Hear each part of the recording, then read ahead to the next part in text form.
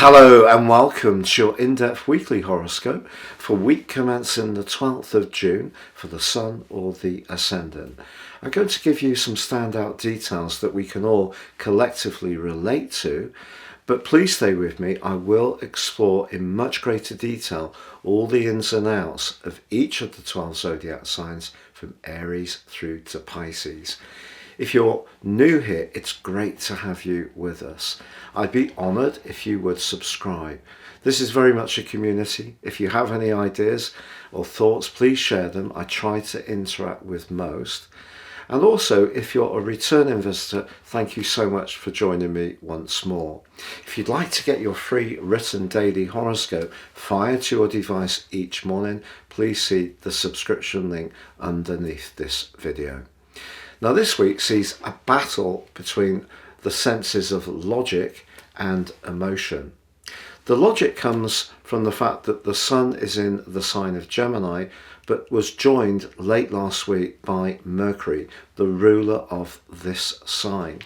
This probably is going to see a speeding up in the way we do share information, but both Saturn and Neptune are in house 12, the sign of Pisces, which of course is watery. So we've got the watery energies and restrictive vibe of Saturn applying to the logic and air of the Sun and Mercury in Gemini. So what does this mean?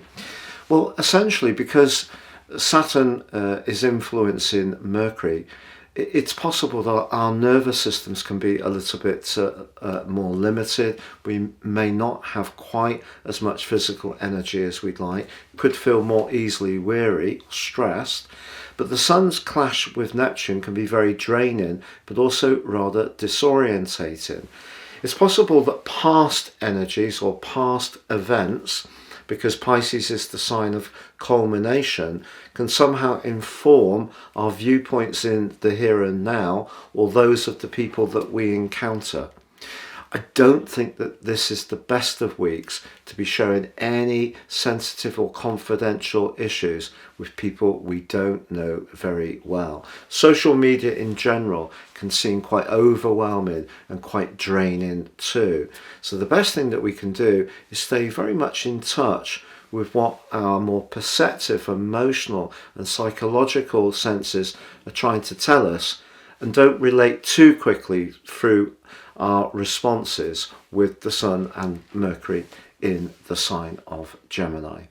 Now please stay with me for your individual zodiac sign. However, if you would like to ascend above your horoscope forecast and embrace the wonder of more serious astrology, if you give me 3 pieces of personal birth data of time, date and place of birth, I will provide for you your life roadmap report.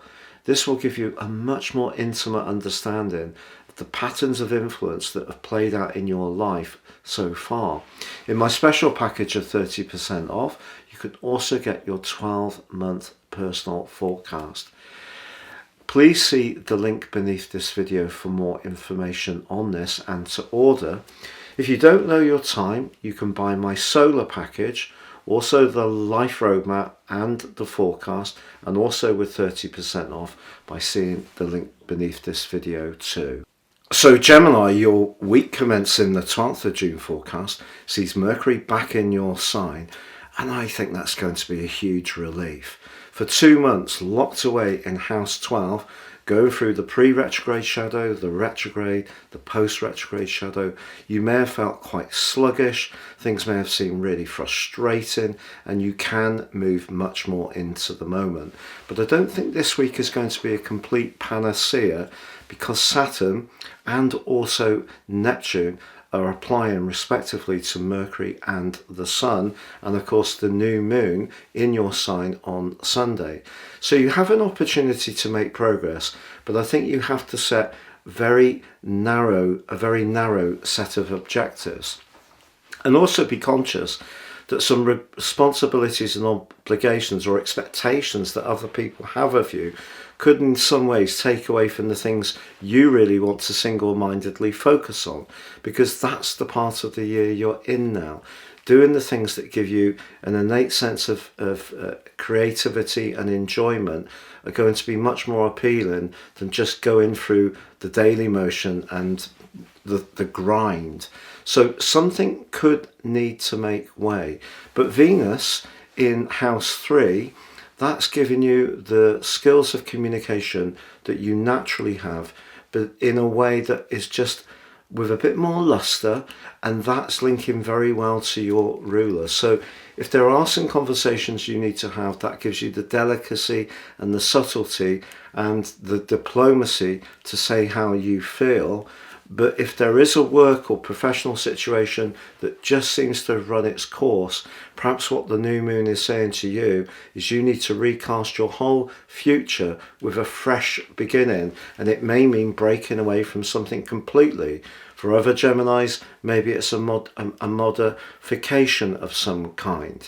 But that very low energy that has prevailed over the last couple of months, I think very fortunately that has lifted or will lift, but you just need to focus the vitality and drive you do have in a very narrow and focused way.